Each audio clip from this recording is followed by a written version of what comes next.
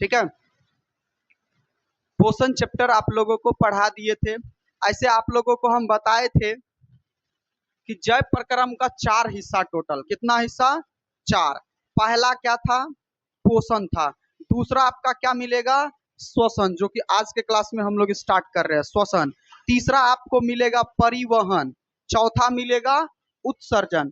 और ये उत्सर्जन तक पढ़ने के बाद जैव प्रक्रम का कहानी खत्म होता है। यानी एक लेसन जो जैव प्रक्रम है इसी का 4 भाग है। बातें क्लियर है यहाँ पर? और 4 भाग में एक भाग हम कंप्लीट कर दिए हैं, लेसन 1, जिसका नाम है पोषण। पोषण की विधियां, सभी चीजों को हम अच्छे से पढ़ा कर दिए हैं उसमें, और आपका क्वेश्चन आंसर भी करवा दिए हैं। ठीक है, तो आज के क्लास में स्टार्ट करते हैं हम श्वसन। चलिए, अब ज्यादा चीज इसमें है भी नहीं बाबू, लेकिन इसमें समझने वाली चीजें हैं कि हम लोग अक्सर जो श्वसन लेते हैं, श्वसन मतलब समझ रहे हैं? सांस। हम लोग जो सांस लेते हैं आखिर क्यों लेते हैं, इन पर तो अभी कभी हम लोग चर्चा नहीं किए हैं। आखिर ये सांस हमारे अंदर जाता तो जाता कहाँ है, पहली बात है। अब दूसरी बात ये है कि इसका काम क्या है वहां पर, और क्यों हम सांस नहीं लेंगे तो मर जाएंगे। ये सब चीज आप लोग जान रहे हैं, सांस नहीं लेंगे तो मर जाएंगे, है कि नहीं? आप लोगों को पता होगा। लेकिन क्यों, आखिर कहां पर इसका उपयोग हो रहा है? आखिर ये जो हमारे अंदर जो सांस जा रहा है, तो कहीं ना कहीं इसका उपयोग होता होगा, बिना काम का थोड़ी ना जाता है। क्या गए जो है शरीर से ऐसे बिना निकल गए काम किए हुए, क्या संभव है? तो बाबू इसका कहीं ना कहीं उपयोग होता है, तो वो भी चर्चा हम आगे करेंगे इसी क्लास में। इसका उपयोग कहाँ होता है, क्यों होता है, और किस कामों में होता है। क्या किसी को दिक्कत यहाँ पर समझने में? तो चलिए हम लोग पहले ये समझ लेते हैं कि बाबू श्वसन क्या है। श्वसन क्या है? देखिए, श्वसन का अगर डिटेल में लिखोगे तो श्वसन बाबू एक जटिल प्रक्रिया है। ठीक है, श्वसन एक जटिल प्रक्रिया है, समझिएगा पहले कैसे। सबसे पहली बातें तो हम लोग क्या करते हैं, वातावरण से क्या करते हैं, वायु ग्रहण किए। जरा इसको हम एक जो है आपको हम समझा देते हैं, कुछ इस तरह से समझिएगा। जैसे देखिएगा, आप लोग को पता है अच्छे से बाबू कि ये हमारा क्या है, वातावरण है। मान लीजिए ये क्या है, वातावरण है। ओके, ये हमारा इन्वायरमेंट है, और आपको हम यहाँ पर क्या कर देते हैं, है ना, बैठा देते हैं। ठीक है,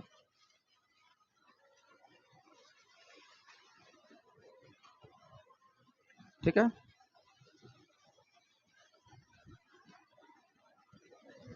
चलिए समझिएगा चीजों को।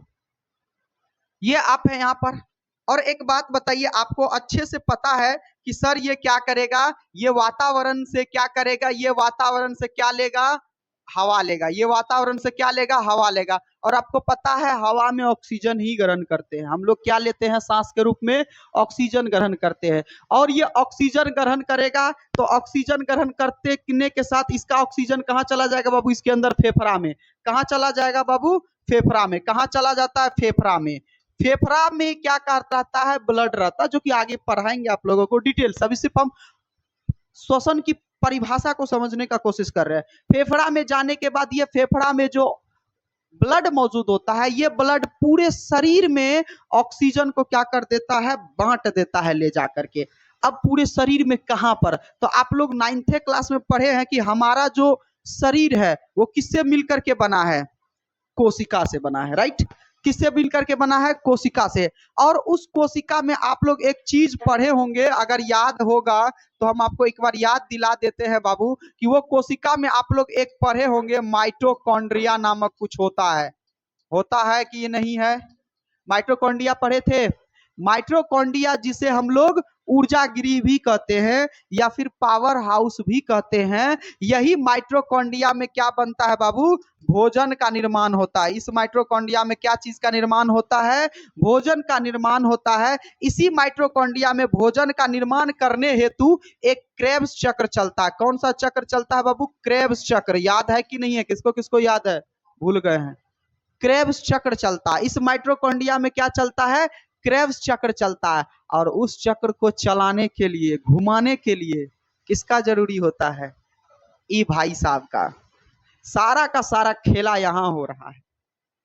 ये मशीन जो है ना जी, इस मशीन को चलाने के लिए ये ऑक्सीजन की जरूरत होती है। मशीन चलेगा तब ये भोजन बनेगा, भोजन बनेगा तब ये हम लोगों को ऊर्जा लगेगा। आप लोग क्या लगता है, आप लोग को खाना खा लिए जा करके दबा करके मिल गया ऊर्जा? ऐसा नहीं है बाबू। खाना खाए, आप लोग को फर्स्ट लेसन में हम बताए थे पचता कैसे है, भोजन का पाचन से संबंधित बताए थे। तो भोजन जो है, हम लोग जो खाना खाते हैं तो उसमें कई तरह के पोषक तत्व होते हैं। जैसे आप लोग को बताए थे कार्बोहाइड्रेट बताए थे ना, कार्बोहाइड्रेट हो गया, प्रोटीन हो गया, ठीक है, वसा हो गया, इसके बाद खनिज लवण हो गया इत्यादि। ये सभी जो पोषक तत्व है ये हमारे भोजन के साथ कहाँ जाता है? पेट के अंदर। और इस पोषक तत्व को भोजन से क्या किया जाता है? निकाल लिया जाता है। और निकाल करके इस पोषक तत्व को बाबू कहाँ भेजा जाता है? तो कहिएगा सर इसी माइटोकॉन्ड्रिया के पास भेजा जाता है। माइटोकॉन्ड्रिया के पास भेजने के बाद इसमें जो एक क्रेब्स चक्र लगा होता है ये चलता है। इसके फलस्वरूप ही हमें क्या प्राप्त होता है? ऊर्जा मिलता है। इसके फलस्वरूप ही हमें ऊर्जा जो मिलता है वो एटीपी के रूप में मिलता है। क्या रूप में मिलता है बाबू? एटीपी के रूप में मिलता है, एडिनोसिन ट्राइफॉस्फेट। कभी कभी इसका एक जो है परिभाषा पूछ देता है, ऑब्जेक्टिव में बता देंगे, लिखा भी देंगे, एडिनोसिन ट्राइफॉस्फेट, एटीपी याद रखिएगा। क्या याद रखिएगा? एटीपी, ठीक है, एटीपी बनता है। तो ये बनता कब है बाबू? तो जब क्रेब्स चक्र चलता है तब। क्रेब्स चक्र कब चलेगा? जब इसको ऑक्सीजन मिलेगा तब। ऑक्सीजन मिलेगा तो क्रेब्स चक्र चलेगा, क्रेब्स चक्र चलेगा तो भोजन बनेगा जिसमें एटीपी का निर्माण होता है। बातें समझ में आ रहा है? एटीपी का निर्माण होगा तभी हमारे शरीर को ऊर्जा लगेगा। तो सारा का सारा कहानी परफॉर्म कौन कर रहा है? ये ऑक्सीजन कर रहा है। कहां पर जाकर के? क्रेब्स चक्र को चला करके। तो बाबू हम जो सांस लेते हैं तो हमको थोड़ी ना जरूरी है, फेफड़ा को थोड़ी ना जरूरी है। वो ऑक्सीजन कहाँ चला जाता है? हमारे पूरे शरीर के अंदर खरबों कोशिकाएं हमारे शरीर में, और सभी जगह ऑक्सीजन पहुंचता है। कहाँ पहुंचता है? तो माइटोकॉन्ड्रिया में पहुंचता है और वहां पर क्रेब्स चक्र चलता है जिसके फलस्वरूप ऊर्जा का उत्पादन होता है। अब एक बात बताइए, आपको पता है ऊर्जा का उत्पादन हुआ तो ऑक्सीजन तो समाप्त हो गया। तो जब कोई चीज गर्म हो जाता है ना बाबू तो कार्बन डाइऑक्साइड बन जाता है। जब उसका यूज हो जाता है ना कार्बन डाइऑक्साइड, जैसे फॉर एग्जांपल समझिए, हम गाड़ी में पेट्रोल डलवाए, जलने के बाद धुआं बन जाता है, कार्बन डाइऑक्साइड बनता है ना जी, उसका काम हो गया तो कार्बन डाइऑक्साइड बन गया। तो ठीक उसी तरह से ऑक्सीजन, ये क्रेब्स चक्र चलने के बाद वो ऑक्सीजन किसमें कन्वर्ट हो जाता है? कार्बन डाइऑक्साइड में। तो ये कार्बन डाइऑक्साइड को फिर जो है क्या किया जाता है? फिर यहीं फेफड़ा में ला करके नाक के द्वारा निकाल दिया जाता है। कहां पे छोड़ दिया जाता है? फिर वातावरण में छोड़ दिया जाता है। चीजें क्लियर है यहां तक? तो चलिए अब परिभाषा कैसे देना है, ठीक है, श्वसन का परिभाषा कैसे लिखना है बाबू? तो श्वसन, देखिए श्वसन में क्या होता है कि सबसे पहले वातावरण से हवा को ग्रहण किया जाता है। पहले तो वातावरण होगा ना जी। श्वसन में वातावरण से पहले हवा को या ऑक्सीजन को ग्रहण किया जाता है, फिर उन्हें शरीर के अंदर कहां तक भेजा जाता है बाबू? कोशिका तक भेजा जाता है। कहां तक भेजा जाता है? कोशिका तक भेजा जाता है, जहां इस हवा का उपयोग हम लोग किसमें कर रहे थे? क्रेब्स चक्र चलाने में कर रहे थे। तो जहां इस हवा का यानी जहां इस ऑक्सीजन का उपयोग क्रेब्स चक्र चलाने के लिए और एटीपी का निर्माण करने हेतु उपयोग किया जाता है, तथा इसके फलस्वरूप बने कार्बन डाइऑक्साइड, क्योंकि अब देखिए क्रेब्स चक्र चलेगा तो इसके फलस्वरूप कार्बन डाइऑक्साइड बनेगा कि नहीं बनेगा? तो इसके फलस्वरूप बने कार्बन डाइऑक्साइड को पुनः शरीर के द्वारा बाहर निकाल देना ही क्या कहलाता है? श्वसन कहलाता है। बातें क्लियर है? इतना बड़ा चीज है। तो चलिए हम आपको मौखिकली भी समझा दिए, विथ डायग्राम समझा दिए, ठीक है। चलिए आ जाते हैं हम लोग परिभाषा पे। ओके, तो देखिए श्वसन क्या कहता है, बच्चे लोग समझने का कोशिश करिए। कहता है कि श्वसन वैसी प्रक्रिया है, ठीक है, प्रोसेस है। अभी हम बताए ना कि श्वसन वैसी प्रक्रिया है जिसमें क्या किया जाता है? बाहरी वातावरण से ऑक्सीजन ग्रहण करते हैं, अभी तुरंत ही ना बताए कि जिसमें बाहरी वातावरण से ऑक्सीजन ग्रहण करके क्या किया जाता है? ऑक्सीजन लेकर के कोशिका में पहुंचाया जाता है। अभी तुरंत बताया। कोशिका में भी अगर पूछेगा कि ऑक्सीजन कहां पहुंचता है तो याद रख लीजिएगा माइटोकॉन्ड्रिया में, राइट। कोशिका में पहुंचाया जाता है तथा कोशिका में उपस्थित, अब कोशिका में विशिष्ट एंजाइम होता है जिसके मदद से क्रेब्स चक्र चला करके एटीपी का निर्माण होता है। तो यहाँ डायरेक्टली लिख दिया विशिष्ट एंजाइमों की सहायता से जैव ऊर्जा। देखो बाबू, जैव ऊर्जा को हम लोग इंग्लिश में कहते हैं एटीपी। क्या कहते हैं? एटीपी। याद रखिएगा, कभी कभी अगर हिंदी पूछ देगा कि जैव ऊर्जा को क्या कहते हैं तो एटीपी कहते हैं, याद रखिएगा। ठीक है, जैव ऊर्जा को क्या कहते हैं? एटीपी। यानी यही एटीपी का निर्माण किया जाता है और इसके फलस्वरूप अब ऊर्जा का उत्पादन होगा तो इसके फलस्वरूप क्या बनता है? कार्बन डाइऑक्साइड बनता है। तो इसके फलस्वरूप बने कार्बन डाइऑक्साइड को शरीर से बाहर निकाल दिया जाता है। इसी प्रक्रिया को हम लोग क्या कहते हैं? श्वसन कहते हैं। अगर समझिएगा तो परिभाषा खुद से बना लीजिएगा एक बार फिर से। श्वसन वैसी प्रक्रिया है जिसमें बाहरी वातावरण से ऑक्सीजन लेकर कोशिका तक पहुंचाया जाता है। वहां इसका उपयोग विशिष्ट एंजाइमों की सहायता से जैव ऊर्जा का उत्पादन करने में किया जाता है तथा इसके फलस्वरूप बने जो कार्बन डाइऑक्साइड होते हैं उसको फिर शरीर से बाहर निकाल दिया जाता है। इसी प्रक्रिया को हम लोग श्वसन कहते हैं। रटिएगा तो इतना बड़ा परिभाषा कभी याद नहीं होगा, इसलिए इसको समझने का कोशिश करिएगा। बातें क्लियर है यहाँ पर? तो अब समझ में आ गया श्वसन हमें क्यों जरूरी है, कहाँ उपयोग होता है इसका। सांस नहीं लेंगे तो क्यों मर जाएंगे? सांस नहीं लेंगे तुरंत कोशिका फट जाएगा, कोशिका से हमारा शरीर बना, मर जाएंगे तुरंत। क्लियर है चीजें? हार्मोन जिसको कहते हैं, एंजाइम, ठीक है, जिसको आप लोग सामान्य भाषा में केमिकल कहते हैं। कोई चीज बनाते हैं तो केमिकल डाल देते हैं ना, तो वही केमिकल हो गया। ठीक है, चलिए आगे देखा जाए। अब बाबू यहाँ पर श्वसन दो प्रकार का होता है। आपको अगर पूछा जाएगा एग्जाम में कि श्वसन के कितने प्रकार हैं तो आपको बोलना है श्वसन दो प्रकार के होते हैं। एक आपका हो गया वायवीय श्वसन, क्या लिखा हुआ है? वायवीय श्वसन। और एक होता है अवायवीय। अच्छा, एक चीज आप लोग जानते हैं कि अ का जो होता है वो निगेटिव सेंस में उपयोग किया जाता है ना। जैसे कहेंगे निर्दयी, अनिर्दयी, और किस में लगा जाता है? नहीं के सेंस में आप लोग को पता है। तो देखिए वायवीय, वायवीय का अर्थ होता है हवा यानी वायु। तो यानी कहेंगे कि वैसा श्वसन जो वायु की उपस्थिति में होता है, यानी किसकी उपस्थिति में होगा? ऑक्सीजन की उपस्थिति में होता है। और इसके फलस्वरूप अधिक मात्रा में ऊर्जा का निर्माण होता है। इसके फलस्वरूप क्या होता है? अधिक मात्रा में ऊर्जा का निर्माण होता है, वायवीय श्वसन कहलाता है। अगर आपसे पूछेगा वायवीय श्वसन किसे कहते हैं, तो वायवीय में क्या होगा कि ये जो है ऑक्सीजन की उपस्थिति में होता है और इसमें अधिक मात्रा में क्या होता है? ऊर्जा का उत्पादन होता है, वायवीय श्वसन कहलाता है। जबकि जस्ट इसका अपोजिट अगर देखोगे अवायवीय श्वसन, तो इसमें ऑक्सीजन की अनुपस्थिति में होता है, यानी ऑक्सीजन उपस्थित नहीं रहता, ऑक्सीजन की अनुपस्थिति में होता है। और तो और इसमें ऊर्जा का निर्माण जो होता है कम मात्रा में होगा। याद रहेगा, ऊर्जा का निर्माण कम मात्रा में होता है, अवायवीय श्वसन कहलाता है। तो कभी कभी आपके एग्जाम में ये डेफिनेशन तो पूछेगा ही पूछेगा, लेकिन इन दोनों में अंतर पूछ देता है। क्या पूछता है कि वायवीय श्वसन और अवायवीय श्वसन में अंतर लिखिए। तो देखिए बाबू, अगर ये आपको डिफिनेशन याद है ना, तो यहीं से आपका क्या बन जाएगा? परिभाषा बन जाए, ये अंतर बन जाएगा। देखिए परिभाषा को काट काट करके लिखिए अंतर, अंतर को जोड़ दीजिए परिभाषा। एक चीज याद रखिए, दो चीज बन जाएगा। देखिए कैसे, अगर मान के चलो अगर हमसे पूछेगा वायवीय श्वसन, तो एक तरफ वायवीय मारेंगे, आप लोग को पता है, और दूसरा तरफ क्या मारेंगे? अवायवीय मारना होता है ना। इस तरह से लिखेंगे, पहला बातें लिखेंगे। अब देखिए ये क्या कहता है वायवीय, कि यह ऑक्सीजन की उपस्थिति में होता है। तो पहला लिखेंगे यह ऑक्सीजन की उपस्थिति में होता है, इसमें लिखेंगे यह ऑक्सीजन की अनुपस्थिति में होता है।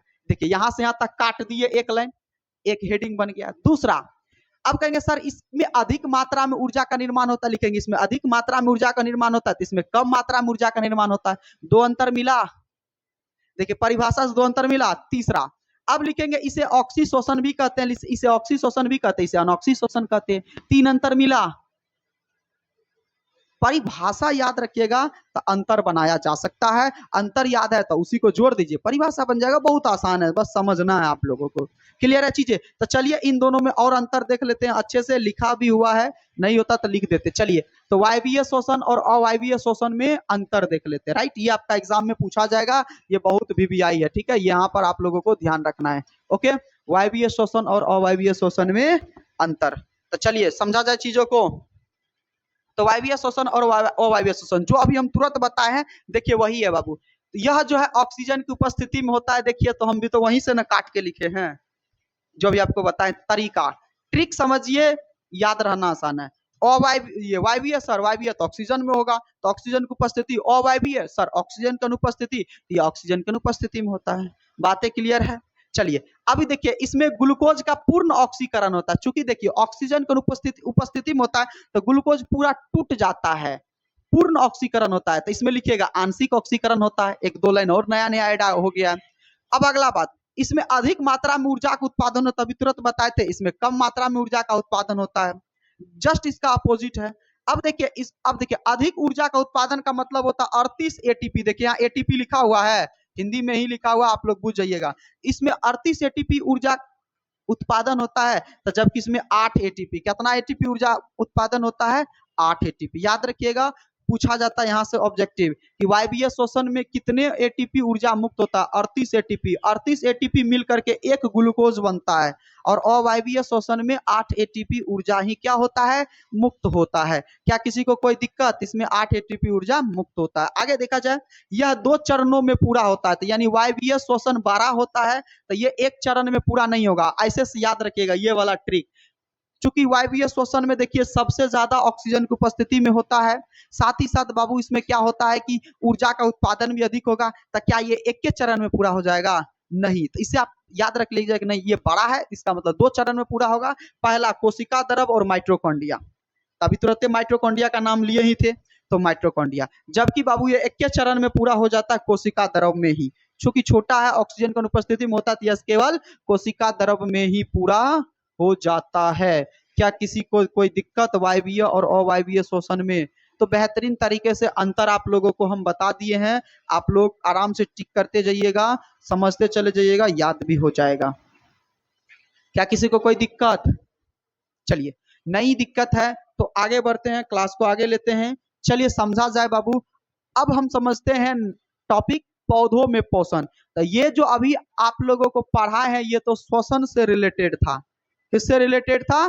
श्वसन से, कि सांस हम लोग क्यों लेते हैं, जरूरी क्या है, श्वसन कितने प्रकार के होते हैं। तो अब हम आप लोगों को बता चुके थे पहले भी कि हम लोगों को कोई भी चीजें पढ़ना है तो 2 चीजों में पढ़ना होता है। एक तो पेड़ पौधा में पढ़ना होगा, और दूसरा कहाँ पर पढ़ना होगा?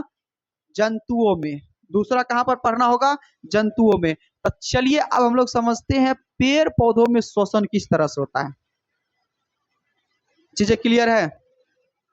पेड़ पौधों में श्वसन कैसे होता है? चलिए, तो पेड़ पौधों में श्वसन जो होता है बाबू, सीधी सीधी से याद रखिएगा कि उसमें पत्तियां में होता है। किसमें होता है? पत्तियों से। जैसे आप लोग देखिएगा बाबू, एक हम यहाँ पर पत्तियां बना देते हैं, यहाँ पर पत्ती का इमेज ऐड करना चाहिए था हमको।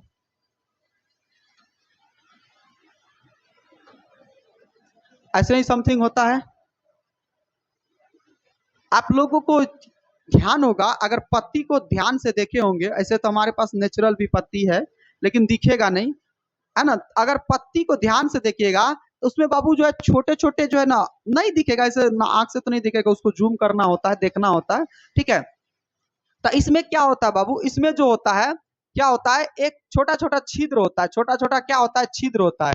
छोटा छोटा क्या होता है? छिद्र होता है, जिसको हम लोग कहते हैं रंध्र, जिसमें हम लोग कहते हैं रंध्र। याद रखिएगा, जिसमें हम लोग क्या कहते हैं? रंध्र कहते हैं। इस यहां से आपको पूछेगा एक ऑब्जेक्टिव कि पेड़ पौधे किससे सांस लेते हैं।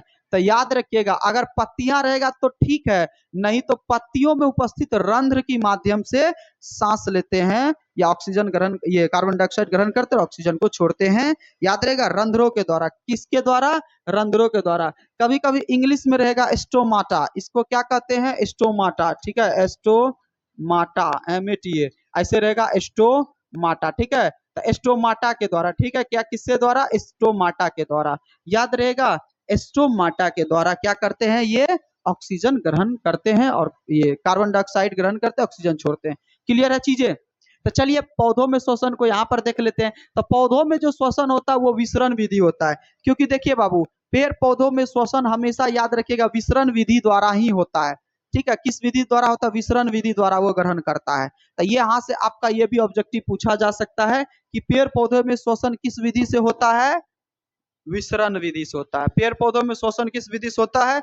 विसरण विधि से। चलिए आगे देखा जाए, पौधों में श्वसन मुख्य अंगों द्वारा होता है। अब देखिए, पौधों में श्वसन जो होता है वो कई अंगों के द्वारा होता है, जो कि निम्नलिखित है। पहला, जड़ से।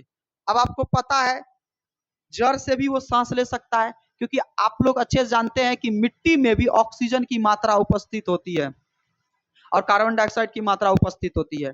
तो जड़ से क्या करता है, वो मिट्टी के कणों से ले लेता है। क्या करता है, वो मिट्टी के कणों से,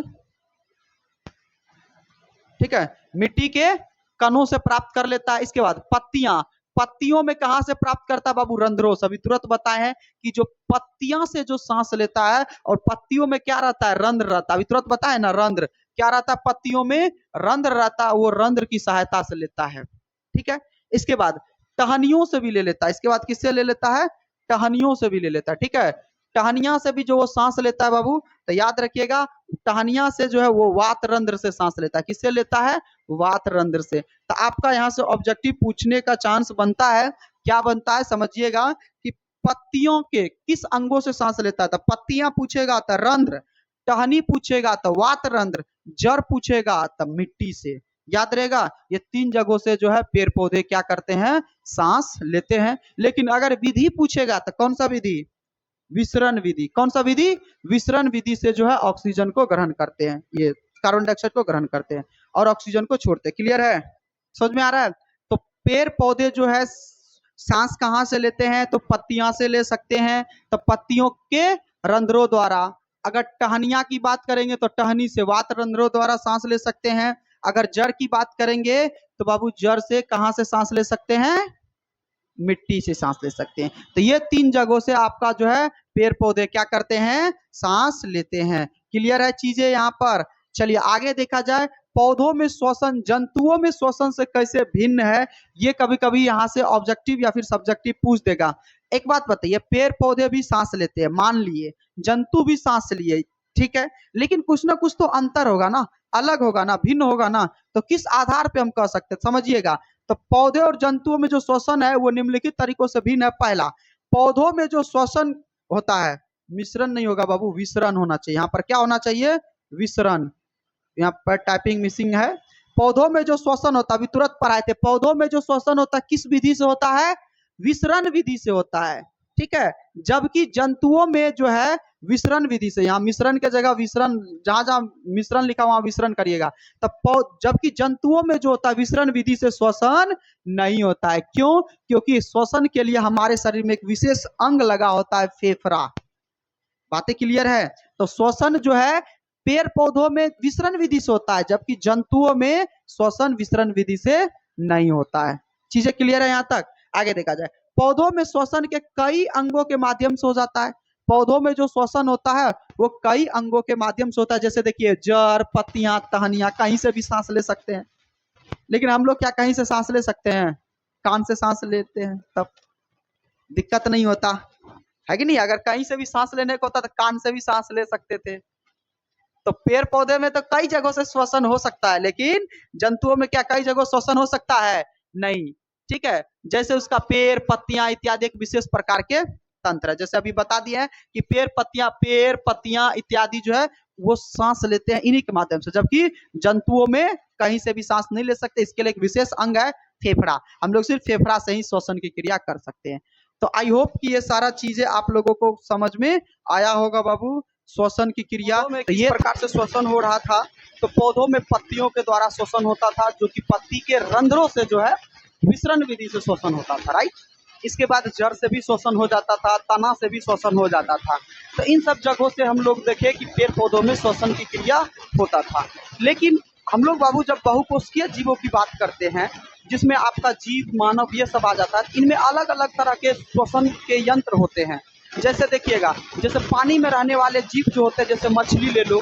मछली मछली के लिए क्या फेफड़ा लगा होता है, मछली फेफड़ा से सांस लेता है, नहीं। मछलियों के लिए विशेष अंग होता है जिसे हम लोग गिल्स कहते हैं। गिल्स आप लोग सुने हैं, गल्फर, हिंदी में क्या कहते हैं, गल्फर। गल्फर से सांस लेता है। ठीक उसी तरह से छोटे छोटे जीव जो होते हैं वो ट्रैकिया के माध्यम से सांस लेते हैं।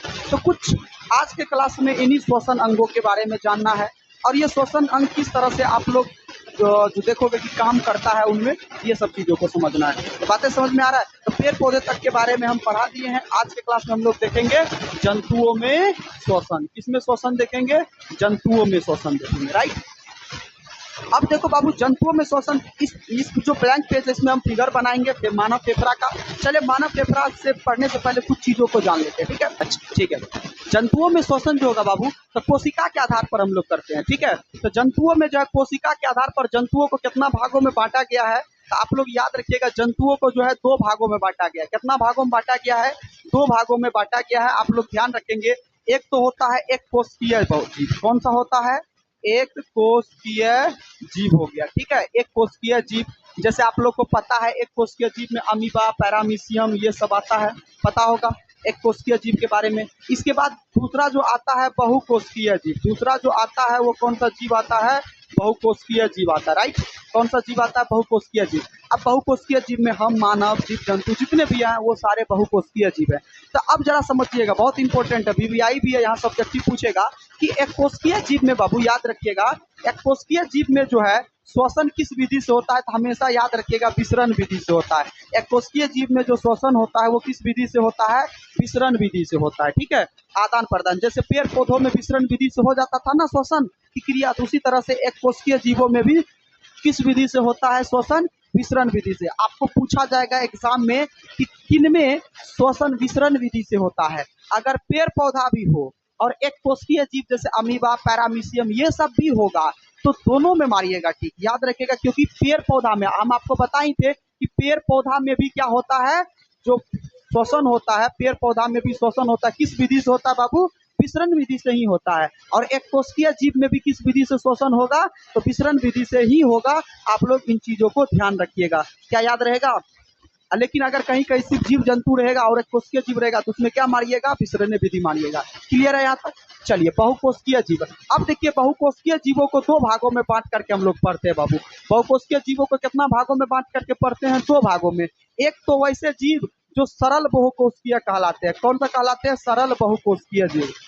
याद रहेगा, सरल बहुकोशिकीय, ठीक है? बहुकोशिकीय जीव, सरल बहुकोशिकीय जीव। अब देखिए, अगर हम सरल बहुकोशिकीय जीव की बात करेंगे तो इनमें भी जो श्वसन होता है, इनमें भी जो श्वसन होता है वो विसरण के क्रिया के ही माध्यम से होता है। किस क्रिया के माध्यम से होता है? विसरण द्वारा ही होता है। याद रखिएगा, सरल बहुकोशिकीय जीवों में भी श्वसन की क्रिया विसरण विधि से ही होता है। याद रखिएगा, एक कोशिकीय जीव में भी विसरण विधि, सरल बहुकोशिकीय जीव में भी विसरण विधि से श्वसन की क्रिया होता है। लेकिन जब हम इसी बहुकोशिकीय का दूसरा जो भाग है हमारा, कौन? जटिल बहुकोशिकीय जीव। जटिल बहुकोशिकीय जीव के बारे में अगर हम पढ़ते हैं, तब जटिल बहुकोशिकीय जीव के बारे में जब पढ़ते हैं तो इनमें हमें 3 तरह के जो है 3 तरह के श्वसन तंत्र देखने को मिलता है। पहला अगर बात करोगे बाबू, 3 तरह के श्वसन यंत्र में अगर हम बात करेंगे तो आपको पता है कौन हो जाएगा? तो बाबू ट्रेकिया हो जाएगा। कौन हो जाएगा? ट्रेकिया हो जाएगा। क्या हो जाएगा? ट्रेकिया। दूसरा क्या हो जाएगा? गिल्स हो जाएगा। दूसरा क्या हो जाएगा? गिल्स। और तीसरा जो होगा फेफड़ा। तीसरा जो हो जाएगा फेफड़ा। तो इन तीनों के बारे में हम लोगों को पढ़ना है। आखिर ट्रेकिया के द्वारा श्वसन, सांस कौन लेता है? गिल्स के द्वारा सांस कौन लेता है? और फेफड़ा के द्वारा सांस कौन से जीव लेता है? क्या किसी को कोई दिक्कत यहाँ तक में हो जाएगा? यहाँ तक में समझ में आ गया सभी को? चलिए, तो यहाँ तक समझ में आ गया सभी को अच्छे से? अगर किसी को डाउट है तो पूछ सकते हो, फिर से हम बता देंगे। तो एक कोशिकीय जीव में विसरण विधि, सरल बहुकोशिकीय जीवों में भी विसरण विधि होता है, लेकिन जटिल बहुकोशिकीय में क्या होता है? विशेष यंत्र लगे होते हैं, तंत्र लगे होते हैं। बातें समझ में आ रहा है? चलिए आगे देखा जाए। अब समझते हैं बाबू कि एक कोशिकीय जीवों में श्वसन। अभी देखिए जो पढ़ाए हैं, यहाँ जो हम डायग्राम में लिखाए हैं, डायग्राम में जो लिखे हैं बाबू, इसी चीज को हम वहां पर थ्योरी करके बताएं। देखिए, एक कोशिकीय जीवों में श्वसन किस विधि से होगा? विसरण विधि। सरल बहुकोशिकीय जीवों में श्वसन किस विधि से होगा? जटिल बहुकोशिकीय जीवों में श्वसन के कितने विधि हैं? 3 विधि हैं। इसी चीज को देखो हम भाषा के रूप में लिखे हैं, ध्यान दीजिएगा। इसी चीज को देखिए हम लिखे हैं ना कि एक कोशिकीय जीवों में श्वसन विसरण विधि से होता है, यस या नो? फिर सरल बहुकोशिकीय जीवों में श्वसन भी विसरण विधि से होता है, यस या नो? लिखे हैं वही चीज भाषा बना के। लेकिन जो जटिल बहुकोशिकीय जीव होता है उसके श्वसन अंगों को 3 भागों में बांट करके पढ़ते हैं। पहला ट्रेकिया, गिल्स और फेफड़ा। तो तीनों के बारे में पढ़ना है। इसमें मुख्य रूप से मेन जो होता है हमारा फेफड़ा होता है, जिसको हमको फिगर के माध्यम से करना भी है। दो और हमको सांस श्वसन अंग के बारे में पढ़ लेना है, ट्रेकिया। तो चलिए ट्रेकिया क्या होता है इनके बारे में समझ लेते हैं, ठीक है। तो ट्रेकिया या श्वास नली, इसे श्वास नली भी कहते हैं। जब हम आप लोगों को मनुष्य पाचन तंत्र पढ़ाना बताना सिखा रहे थे बाबू, तो हम कुछ इस तरह का एक फिगर बनाए थे, याद है? थोड़ा रिवीजन करवा देते हैं। ऐसे कुछ इस तरह से जो है फिगर बनाए थे, और यहाँ से कुछ इस तरह से जो ऐसे आता था और गोल गोल ऐसे होता था, याद है? बताए थे। इसी को बाबू क्या कहा जाता है? ट्रेकिया कहा जाता है। इसी को क्या कहा जाता है? ट्रेकिया या श्वास नली। इसी को क्या कहा जाता है? श्वास नली या ट्रेकिया कहा जाता है, ठीक है। इसी को श्वास नली या फिर ट्रेकिया कहा जाता है। हम आगे अभी पढ़ाएंगे, हालांकि हम फेफड़ा का जब फिगर बनाना सिखाएंगे तब उसमें ये भी इंक्लूड हो कर देंगे हम। बातें समझ में आ रहा है? तो ट्रेकिया या श्वास नली क्या होता है? यह खास करके छोटे जीव जैसे कीड़े मकोड़े इत्यादि में होता है। कीड़ा मकोड़ा को देखे होंगे, उसमें क्या सांस लेने के लिए फेफड़ा होगा, विशेष यंत्र होगा, नाक होगा? नहीं होगा, ये सब कुछ नहीं होता है। डायरेक्ट उसके शरीर में क्या लगा होता है बाबू? ट्रेकिया लगा होता है। और देखिए ये होता क्या है, यह एक लंबी लंबी क्या होता है? नली होती है, जिसका एक सिरा शरीर के बाहर वातावरण के संपर्क में रहता है, और दूसरा सिरा जो है किसी शरीर के ऊतकों के संपर्क में रहता है, और इसी विधि से जो है सांस उसमें आता जाता है। नहीं समझे सर? जैसे देखिए कोई छोटा कीड़ा मकोड़ा है, अब कीड़ा मकोड़ा है तो देखिए ये क्या है कि ये श्वास नली जो है, ये ट्रेकिया जो है, कोई विशेष अंग नहीं है, यह एक लंबी नली होता है। और ये जो नली होता है दोनों तरफ से खुला हुआ होता है और बीच में पाइप टाइप का होता है। अब देखिए शरीर के ई नली अंदर में गया होता है और एक नली बाहर गया होता है, जो हवा के संपर्क में होता है। उसी पाइप के माध्यम से कीड़े मकोड़े के शरीर में घुसता है हवा, और वो वहां से सांस ग्रहण कर लेता है, फिर इसी से बाहर निकाल देता है। यानी यूं समझ, जैसे हम लोग का नाक है ना, नाक देखिए वातावरण के संपर्क में है ना, नाक से सांस गया, लेकिन सांस लेने के लिए फेफड़ा है, लेकिन नाक तो पाइप के ही जैसा कार्य कर रहा है ना। अगर हम लोग पूछेंगे कि हम लोग किससे सांस लेते हैं, तो क्या कहिएगा? नाक से? नहीं बाबू, सांस लेते हैं फेफड़ा से। नाक तो पाइप है, घुसता इस होकर के हवा है, ठीक है। ये पाइप है, ये श्वसन अंग नहीं है, श्वसन अंग फेफड़ा है बाबू, याद रखिएगा। तो उसी तरह से ट्रेकिया क्या है? एक पाइप है जो बाहर तक जो है कीड़े मकोड़े के शरीर से बाहर निकला हुआ होता है, और उसी के माध्यम से क्या होता है? हवा घुसता है और हवा बाहर जाता है, बस, और कुछ भी नहीं है। ये खास करके कीड़े मकोड़े में होता है, याद रखिएगा। जो ट्रेकिया लगा होता है किसमें लगा होता है? कीड़े मकोड़ों में लगा होता है। क्या किसी को कोई दिक्कत? चलिए, जैसे तिलचट्टा में देखिए, टिड्ढा में देखिए, ये सब में क्या होता है? ट्रेकिया के माध्यम से क्या होता है?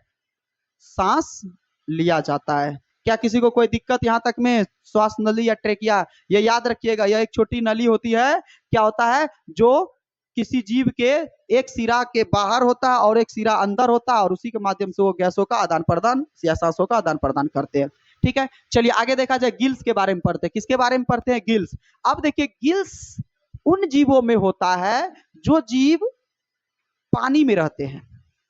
आपको पता है पानी का सूत्र क्या होता है? H2O, हाइड्रोजन, और ओ देखो, ओ यहाँ पर क्या है जी? ऑक्सीजन। ओ यहाँ पर क्या है? ऑक्सीजन। इसका मतलब पानी में भी ऑक्सीजन है, लेकिन हम लोग ले पाएंगे? हम लोग लेंगे तो पानी घुस जाएगा फेफड़ा में, मरिए जाएंगे, दिक्कत हो जाएगा। तो एक ऐसा सिस्टम या ऐसा एक तंत्र कह लो जो पानी में जो ऑक्सीजन होता है घुला हुआ अवस्था में, उसको ले पाता है। अगर हम लोग के भी पास कहीं ना कहीं एगो गिल्स लगा होता तो कितना मजा आता, सोचिए। आराम से पानी में कूद जाते, कोई दिक्कत नहीं है, झंझट नहीं है सांस लेने का, आराम से जाते, जहां जाने का होगा, जहां तैरने का होगा तैरते, कोई दिक्कत नहीं है। अभी हम लोग को सांस लेना होता है बाहरी वातावरण से, तो हम लोग ऊपर रहते हैं, लेकिन अगर हम लोग के सिस्टम में गिल्स लगा होता, ये भी रहता बाहरी वातावरण से लेने के लिए, वो भी रहता, तो कितना मजा आता। लेकिन बाबू होता एक्चुअल में बात क्या है, क्यों नहीं है? हम लोग का शरीर बाबू जटिल बहुकोशिकीय जीवों में से आता है, और हम लोग के शरीर में जो कोशिकाएं होती है उसको श्वसन की मात्रा अधिक होती है, सबसे ज्यादा श्वसन की जरूरत होती है, जो कि पानी में कम कम मात्रा में ऑक्सीजन होता है, ज्यादा मात्रा में नहीं होता है। तो हम लोग देखिए अभी एक बार में जो ऐसे सांस खींचते हैं ना, तो कम से कम इतना हवा आ जाता होगा, मान लेते हैं, लेकिन पानी में इतना हवा एक बार में आएगा? संभव ही नहीं है, जिस कारण हमारे शरीर का क्रिया रुक जाएगा, मरना तब भी तय है। लेकिन जो जो मछली वगैरह सब होते हैं उनमें कम ऑक्सीजन में भी काम चल जाता है। इसीलिए उनके शरीर पर क्या लगा होता है, सांस लेने के लिए गिल्स लगा होता है, गलफरा लगा होता है, जो पानी में जो ऑक्सीजन होता है घुला हुआ अवस्था में उसको खींच लेता है और अंदर कर लेता है, पानी का पानी रह जाता है। तो वो लोग जो है, तो अगर पूछा जाएगा कि गिल्स किन में होता है, तो बाबू गिल्स वैसे जानवरों में होता है जो पानी में रहता है, और यह क्या करता है, पानी में जो घुली हुई ऑक्सीजन रहता है उसको क्या करता है, सांस लेने के रूप में मदद करता है, कार्य करता है। यह भी एक क्या हो गया बाबू, श्वसन तंत्र हो गया। किसी को कोई दिक्कत, यह एक विशेष प्रकार का श्वसन अंग है जो जल में घुले हुए ऑक्सीजन को श्वसन के रूप में क्या करता है, लेने में मदद करता है। किसी को कोई दिक्कत गिल्स के बारे में अगर आपको कहेगा कि गिल्स क्या है या गिल्स किसे कहते हैं या गिल्स किन जानवरों में होता है, सारा चीज उनको लिख दीजिएगा। गिल्स पानी में रहने वाले जीवों में होता है, जैसे मछली हो गया आपका, ठीक है। यह जो है जल से घुली हुई ऑक्सीजन को क्या करता है, सांस लेने में मदद करता है, ऑब्जेक्टिव में पूछा जा चुका है। चलिए आगे देखा जाए। फेफड़ा, यह एक विशिष्ट प्रकार का श्वसन तंत्र है जो मानवों में होता है, और इन्हीं के बारे में हम लोगों को विशेष अध्ययन करना है बाबू, ठीक है। बातें समझ में आ रहा है, फेफड़ा के बारे में अभी हम लोगों को जानना है। चलिए तो स्टार्ट करते हैं। फेफड़ा को पहले हम लोग फिगर बनाते हैं। तो आप लोग यहाँ तक क्लियर है सभी का? चलिए से बनाते हैं। जिसको इसको नहीं आ रहा है एक बार सीखिए बनाने के लिए।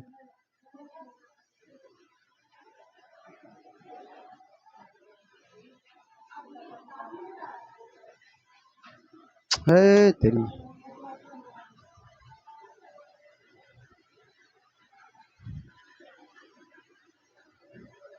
ये इसका बन गया खोपड़ी। चलिए आप लोग सही कर लीजिएगा, हम खोपड़ी से मतलब है नहीं, ठीक है। चलिए क्लियर है। यहाँ पर बाबू, यहाँ पर नाक हो गया, हाँ क्या, हाँ बना लीजिए। ये नाक हो गया यहाँ पर। चलिए यहाँ से आगे आपका ट्रेकिया, ये क्या हो गया, ट्रेकिया हो गया, ठीक है, ट्रेकिया हो गया। ट्रेकिया आगे दो भागों में बढ़ जाता है, आगे दो भागों में बढ़ जाता है, ठीक है।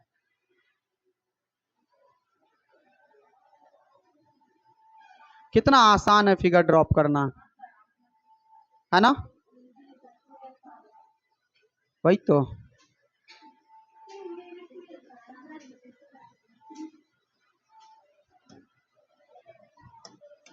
चलिए कुछ इस तरह से आप लोग खींच दीजिए, खींचते चलिए, साथ साथ बनाइएगा तो फिर आसानी से बन जाएगा, फिर नहीं बनाइएगा साथ साथ तो फिर नहीं बनेगा। आप लोग इस तरह से खींचते चले जाइए, ठीक है। हो गया यहाँ पर आप लोग का बच्चा लोग। चलिए इस तरह से कुछ आप लोग खींचते चले जाइए।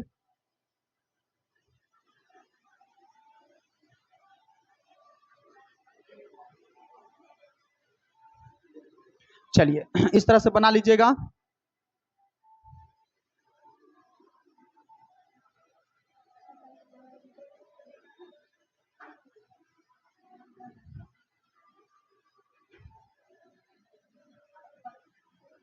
कुछ इस तरह से आप लोग बना लीजिएगा। फिर यहाँ से एक ऐसे डायफ्राम यहाँ पर बना लीजिएगा। चलिए ये हो गया आपका डायफ्राम। चलिए अब यहाँ पर देखिए बाबू, ये जो होता है, ये जो ट्रेकिया होता है, ये ट्रेकिया जो है आगे इधर देखो, एक उधर मुड़ गया, एक इधर मुड़ गया, तो ये दो भागों में बट जाता है। ये कहाँ पर बट गया, दो भागों में बट गया, और छोटे छोटे शाखित होकर के निकलता है। क्या होता है, शाखित होकर के यह क्या होता है, निकलता है, ठीक है। यहाँ पर जरा ध्यान दीजिएगा, ये क्या होता है, छोटे छोटे भागों में बट जाता है, और इसमें छोटे छोटे वायु कोष होते हैं। क्या होते हैं, वायु कूपिका, ठीक है।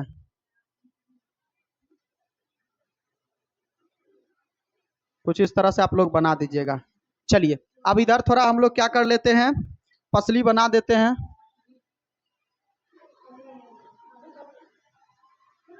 चलिए यहाँ पर थोड़ा थोड़ा पसली बना देते हैं। ओके क्लियर है बच्चा लोग यहाँ पर? चलिए तो कुछ इस तरह से आप लोग बना लीजिए जल्दी से डायग्राम, और इसका नाम लिखने के लिए हम लोग सीखते हैं कि पहला क्या होता है, जरा समझा जाए।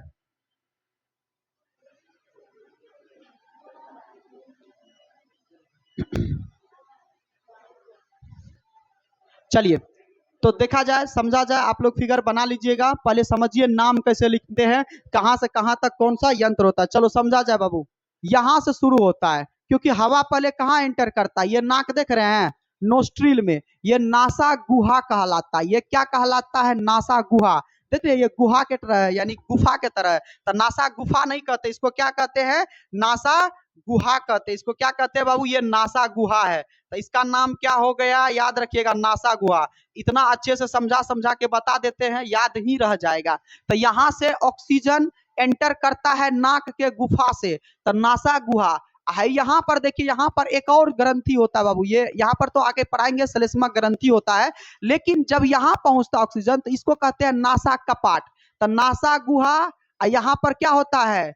नासा कपाट। तो क्या ऑक्सीजन का देखिए ना कैसे है, तो ऊपर दिमाग में चल जाएगा? नहीं, ये ऐसे जाकर के ऐसे नीचे मुड़ता है। तो यहाँ दरवाजा लगल होता है, याद रखिएगा, नासा गुहा, नासा कपाट। तो हम नासा कपाट को मान के चलो यहीं पर दे देते, यहाँ पर एक ऐसा कपाट लगा होता है, तो इसको क्या कहेंगे? नासा कपाट कहेंगे। क्या कहेंगे बाबू लोग? नासा कपाट। याद रहेगा, नासा कपाट। ओके, कोई दिक्कत यहाँ तक में? नासा कपाट। देखिए, नासा गुहा, नासा कपाट। अब आता है लैरिंग्स। अब क्या आता है? जब नीचे आइएगा, तो नीचे आइएगा बाबू, तो यहाँ पर जो होता है, यहाँ पर मुंह का भी, देखिए मुंह का भी और नाक का भी, अगर आप लोग अच्छे से आईना में मुंह खोल के देखिएगा, तो ये जो नाक वाला जो सांस वाला जो पाइप होता है, यहाँ पर आके खुलता है। देखिएगा, देखे कोई मुंह ज्यादा खोल करके? आज नहीं देखेगा तो आज जा करके खोल के देखिएगा, वहां पर पाइप लगा होता है, जिससे नाक जो होता है क्या होता है? मिलता है। तो यहाँ पर जो है दोनों मिलता है, यहाँ पर दोनों मिलता है। इसका फेरिंग्स क्या है? फेरिंग्स। ठीक है, फेरिंग्स हो गया। क्या हो गया ये? फेरिंग्स हो गया, है ना। ग्रसनी, इसको क्या कहते हैं? ग्रसनी कहते हैं, फेरिंग्स। ठीक है, क्लियर है यहाँ तक? चलिए आगे देखा जाए। अब देखो बाबू, यहाँ जो जाकर के मिलता है, यहाँ को इसको कहते हैं फेरिंग्स। यहाँ ये लैरिंग्स, इसको क्या कहते हैं? लैरिंग्स कहते हैं। इसको क्या कहते हैं? लैरिंग्स कहते हैं। अब देखिए, ये लैरिंग्स जिसको हम लोग क्या कहते हैं? स्वर यंत्र कहते हैं। क्या कहते हैं? स्वर यंत्र। यहीं पर बाबू वॉइस बॉक्स होता है। यहाँ जो देख रहे हो ये, यहाँ पर ये जो जिससे हम लोग बोलते हैं ना, इसको दबा दो बोल ही नहीं पाओगे। वॉइस बॉक्स है ये, स्वर यंत्र यहीं पर है, यहीं से आवाज निकलता है। तो चलिए एक बार फिर से दोहराते हैं, समझिए। यहां से क्या हो गया? ये ऑक्सीजन एंटर किया, नासा गुहा, नासा कपाट। फिर इसके आगे क्या मिलेगा आपको? फेरिंग्स मिलेगा, ग्रास नली जिसको कहते हैं ग्रसनी। फेरिंग्स मिलेगा, फिर इसके बाद लैरिंग्स मिलेगा, यानी ये स्वर यंत्र। अब स्वर यंत्र के बाद ऐसे गोल नुमा एक संरचना देखिए ये बनता है। तो इसे हम लोग क्या कहते हैं? इसी को कहते हैं ट्रेकिया बाबू। इसी को क्या कहते हैं? ट्रेकिया। इसी का नाम क्या है? ट्रेकिया या श्वास नली। इसी का नाम ट्रेकिया या क्या है बाबू? श्वास नली। यानी श्वसन इसी से क्या होता है? अंदर घुसता है। बातें समझ में गया? ट्रेकिया या श्वास नली, श्वसन इसी से अंदर गया। अब देखिए, ये सांस इस होकर के गया, तो ये देखिए, ये एक लंबा नली दिख रहा है, ये एक लंबा नली दिख रहा है। इस लंबा नली को बाबू क्या कहते हैं? जरा याद रखिएगा, इस लंबा नली को क्या कहते हैं हम लोग? ठीक है, ब्रोंक्स कहते हैं। क्या कहते हैं? ब्रोंक्स। क्या कहते हैं बाबू? ब्रोंक्स। याद रखिएगा, इस लंबा नली को कहते हैं ब्रोंक्स। ठीक है, ब्रोंक्स। याद रहेगा, इस लंबा नली को क्या कहते हैं? ब्रोंक्स। अब देखिए, ये ब्रोंक्स जो होता है, आगे छोटे छोटे नलिकाओं में बट जाता है। देख रहे आगे छोटे छोटे नलिकाओं में बटा है, हाँ या ना? आगे छोटे छोटे नलिकाओं में बटा होता है, जिसे हम लोग कहते हैं ब्रोंक्यूल्स। क्या कहते हैं? ब्रोंक्यूल्स कहते हैं। क्या कहते हैं बाबू? ब्रोंक्यूल्स कहते हैं। याद रखिएगा, क्या कहते हैं? ब्रोंक्यूल्स। और यह ब्रोंक्यूल्स आगे छोटे छोटे भागों में बट जाता है, देख रहे हो छोटे छोटे, जिसको हम लोग कहते हैं वायु कुपिका। क्या कहते हैं? वायु कुपिका। ठीक है, याद रखिएगा, वायु कुपिका कहते हैं। क्या कहते हैं? वायु कुपिका। कोई दिक्कत यहाँ पर? वायु कुपिका कहते हैं। याद रहेगा आप लोगों को बाबू, यहाँ पर क्या कहते हैं? वायु कुपिका कहते हैं। ठीक है, चलिए, तो यहाँ तक समझ में आ गया सभी को? बस यही तो है, और हवा तो यही आता है, यही तो बाबू हीमोग्लोबिन रहता है, जो कि आप लोगों को अगला चैप्टर जो 3 चैप्टर पढ़ाएंगे, तो इसके बाद का कहानी पढ़ाएंगे। याद रखिएगा, यहीं पर है रक्त मौजूद है, रक्त में हीमोग्लोबिन मौजूद है, ऑक्सीजन आया और यहाँ से उठा करके पूरे शरीर में बांटेगा। तो अगला चैप्टर में बांटने का काम, इस चैप्टर में यहाँ तक ऑक्सीजन आया है बाबू, यही तक रखेंगे इस चैप्टर में। ऑक्सीजन यहाँ तक आ गया, क्योंकि हम लोग श्वसन पढ़ रहे हैं, तो श्वसन यहीं तक पढ़ेंगे। हालांकि श्वसन जाता है कहाँ? कोशिका तक, लेकिन उसको जो ले जाएगा, तो ले जाने वाले यंत्र को परिवहन तंत्र कहेंगे। परिवहन तंत्र अगले चैप्टर में पढ़ना है हम लोगों को, तीसरा लेसन में। लेकिन अभी आप लोगों को यहीं तक रखना है। तो ये जो छोटे छोटे वायु कुपिका होता है बाबू, इसी में हवा भरा होता है। हम लोग जो सांस लेते हैं तो ऐसे फूल जाता है, सीना फूलता है ना जी, तो कौन फूलता है? यही होता है। एक ये जैसे जेलीनुमा होता है, देखो सांस अगर लेते हैं तो ऐसे फूलता है, और सांस छोड़ते हैं तो ये सटक जाता है, लेते हैं तो फूलता है, सटक जाता है। तो इस तरह से सब सांस लेते हैं तो ये अप होता है, छोड़ते हैं तो डाउन होता है बाबू।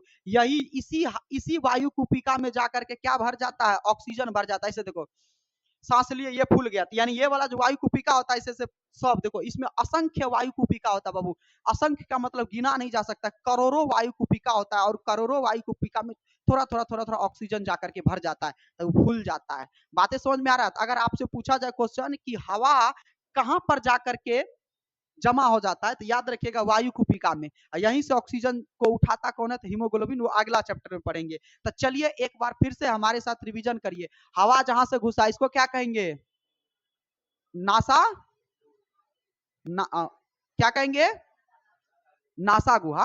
क्या कहेंगे, नासा गुहा। ऊपर में नासा कपाट, ऊपर में नासा कपाट, यहीं पे बाबू श्लेष्मक नामक ग्रंथि होती है। होता क्या है बाबू कि आप लोग देखते हैं धूल कण में अक्सर जाते हैं ना, तो यहाँ पर एक चिपचिपा पदार्थ होता है जिसे हम लोग म्यूकस कहते हैं। यहाँ पर एक चिपचिपा पदार्थ होता है, म्यूकस कहते हैं। और वो म्यूकस क्या कहता है कि जब हम लोग गंदा अगर सब में जाते हैं या गाड़ी के पीछे जाते हैं, तो कितना धूलकण उड़ता है, या कोई धूलकण एरिया में जाते हैं तो धूलकण उड़ता है, तो जो कि सांस के माध्यम से क्या जाएगा, अंदर चल जाएगा। अब पता चलेगा धीरे धीरे फेफड़ा में जो है धूलकण जमा हो गया, फेफड़े जाम लग गया, दिक्कत हो जाएगा। तो उस जाम से बचाने के लिए सबसे पहली बात तो नाक में बाल होता है। क्या होता है, नाक में बाल होता है, जो मोटे मोटे धूल कण को यहीं रोक लेता है। इसके बाद जब वो हवा ऊपर एंटर करता है, यहाँ पर जब नासा का पार्ट में आता है, तो यहाँ जेली नुमा एक संरचना होता है जिसे हम लोग कहते हैं म्यूकस। क्या कहते हैं, याद रखिएगा, म्यूकस। ये म्यूकस क्या करता है, जितने भी धूलकण होता है अपने आप को चिपका लेता है, स्वच्छ हवा को अंदर जाने दे देता है। तो सारा फिल्टर यही हो गया, नहीं तो पता चलता कि फेफड़ा जाकर के जाम हो गया धूलकण भरते भरते। क्योंकि हम लोग का उम्र 60 साल है, जिंदगी 60 साल जीना है, तो 60 साल में अगर एकक्को को हवा का ये धूलकण का कण अगर एकक्को को रहेगा, तो 2 साल में पता चलेगा इतना कण हो गया, फेफड़ा इतना तो ये है, खत्म। बातें समझ में आ रहा है? तो ये चीजें है, तो यहीं पर क्या होता है, जाम हो जाता है। तो अक्सर देखिएगा आप लोग 5 दिन 10 दिन में क्या होता है, धीरे धीरे सर्दी आ जाता है। सर्दी आ जाता है तो यहीं से जो म्यूकस जमा होता है ना, वो निकलता है बाहर, निकाल देता है। तो वो बाबू गंदगी जब ज्यादा हो जाता है तब वो निकाल देते हैं बाहर।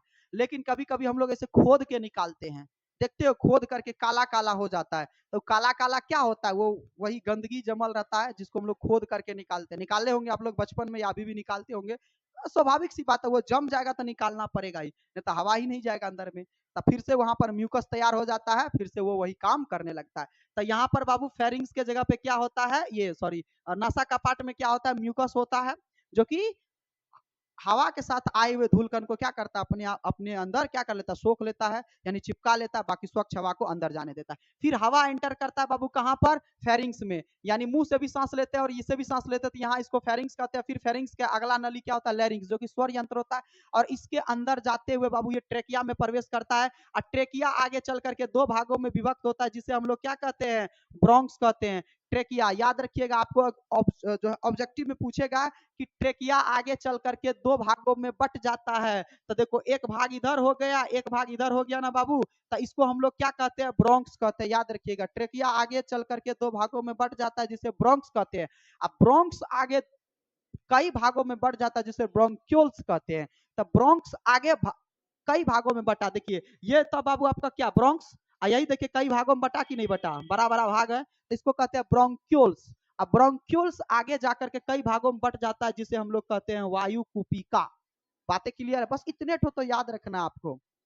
चलिए एक बार बिना इमेज देखे हुए, नासा गुहा, नासा कपाट, फिर इसके बाद क्या होगा, फेरिंग्स, लैरिंग्स, ट्रेकिया, इसके बाद ट्रेकिया के बाद ब्रोंक्स, ब्रोंक्स आगे चल करके कई भागों में बटता है ब्रोंक्यूल्स, और ब्रोंक्यूल्स आगे चल करके कई भागों में बट गया वायु कुपिका। बस इतना ही है हमारा बाबू मनुष्य के श्वसन अंग। और आपको अगर कहेगा मनुष्य के श्वसन अंग का स्वच्छ नामांकित चित्र बनाइए, तो आपको ये लिख देना, ये बाबू भैया आपका डायफ्राम है। ये आपका क्या है बाबू, डायफ्राम है। डायफ्राम का काम क्या होता है, सांस को छोड़ने में मदद करता है। फेफड़ा का उतना औकात नहीं है कि वो सांस को छोड़ सके, तो क्या करता है, उसको धक्का देने के लिए नीचे से ऐसे होता है डायफ्राम। यही क्या करता है, जब हम लोग सांस छोड़ते हैं ना, तो डायफ्राम ऐसे ऊपर चल जाता है, तो वायु कोष को ऐसे चिपका देता है। तो वायु कोष जब, एक बात होती है, कोई प्लास्टिक में कोई चीज भरा हुआ है, ऐसे इसमें हवा भरा हुआ है, और कोई चीज से दम लगाएंगे चिपकाएंगे तो ऊपर होकर निकलेगा कि नहीं निकलेगा। तो वही है, वायु कोष में हवा भरल होता है, डायफ्राम क्या करता है, इसको चिपका देता है।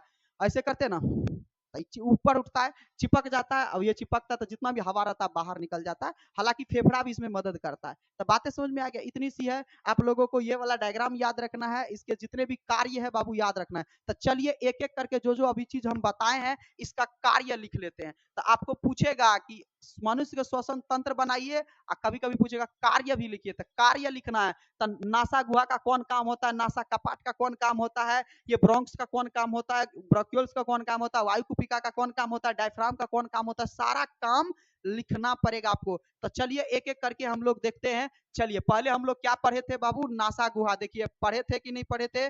चलिए नासा गुहा के बारे में जान लेते हैं। तो नासा गुहा तो बाबू एक पाइप होता है, ऐसी पाइप के माध्यम से सिर्फ हवा आगे बढ़ता है और बाकी कुछ नहीं होता है। तो देखिए यह श्वसन का प्रथम अंग भी होता है। तो आपको पूछेगा कि श्वसन का प्रथम अंग कौन, तो यहीं से ना ऑक्सीजन घुस रहा है, तो प्रथम अंग यही होता है। तो श्वसन का प्रथम अंग नाक, इसे नासा गुहा को कहा जाता है। ठीक है, नासा गुहा के आगे नासा कपाट मौजूद होता है यहाँ पर, और इसमें जिसमें श्लेष्मा ग्रंथि होती है, अभी बताए थे ना श्लेष्मा ग्रंथि होती है, जिससे क्या निकलता है बाबू, म्यूकस निकलता है। याद रखिएगा आपके ऑब्जेक्टिव में पूछा गया है कि म्यूकस किस ग्रंथि से निकलती है, तो श्लेष्मा नामक ग्रंथि से होती है।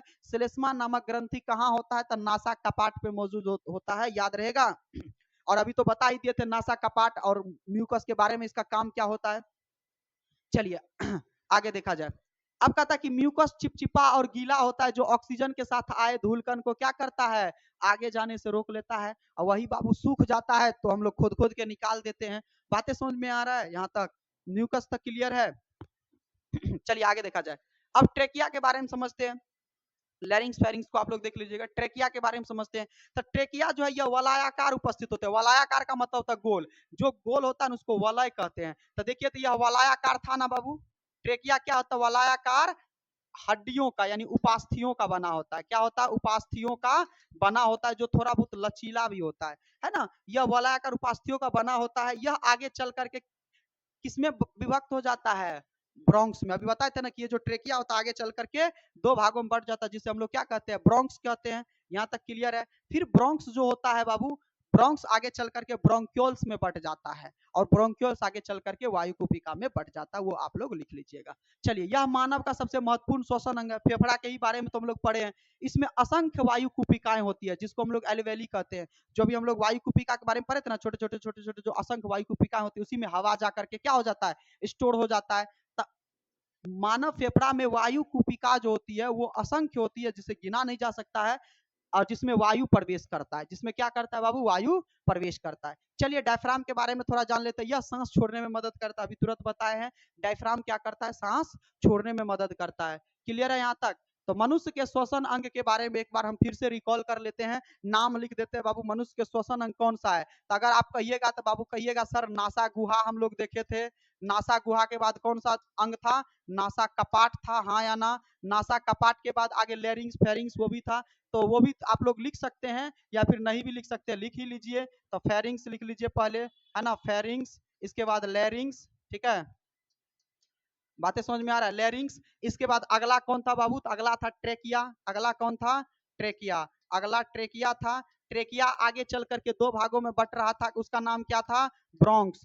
ब्रोंक्स आगे चल करके कई सारे भागों में बट जा रहा था, जिसको हम लोग क्या कहते हैं, ब्रोंक्यूल्स। क्या कहते हैं, ब्रोंक्यूल्स कहते हैं। और ये ब्रोंक्यूल्स जो है आगे चल करके कई सारे असंख्य जो है भागों में बट जा रहा है, जिसे हम लोग क्या कहते थे, वायु कुपिका कहते हैं, वायु कुपिका कहते हैं। कोई दिक्कत, तो यहाँ तक बाबू आपका जो है क्या है, श्वसन अंग है। ये आपका श्वसन अंग है, इसको भी याद रखिएगा आप लोग, आपके एग्जाम में बार बार पूछा जाता है ये वायु कुपिका के बारे में। क्या किसी को कोई दिक्कत। तो आज के क्लास में आप लोगों का जो श्वसन तंत्र था बाबू पूरा कंप्लीट कर दिए हैं। इस चैप्टर में हम लोग पौधों में श्वसन देखे, एक कोशिकीय जीवों में श्वसन देखे। बातें समझ में आ रहा है। इसके बाद बहुकोशिकीय जीवों में श्वसन देखे। फिर इसके बाद हम लोग श्वसन तंत्र जो फेफड़ा होता है, फेफड़ा को बनाने का तरीका देखे, फेफड़ा को कैसे बनाया जाता है, कौन कौन से अंग है, उस अंगों का काम क्या है, सारे चीजों को हम लोग आज के क्लास में देखे हैं। तो इसी के साथ आपका ये जो चैप्टर होता है श्वसन पूर्ण रूप से कंप्लीट होता है। अगर किसी को दिक्कत है तो पूछ सकते हो, अभी भी हम फिर बता देंगे।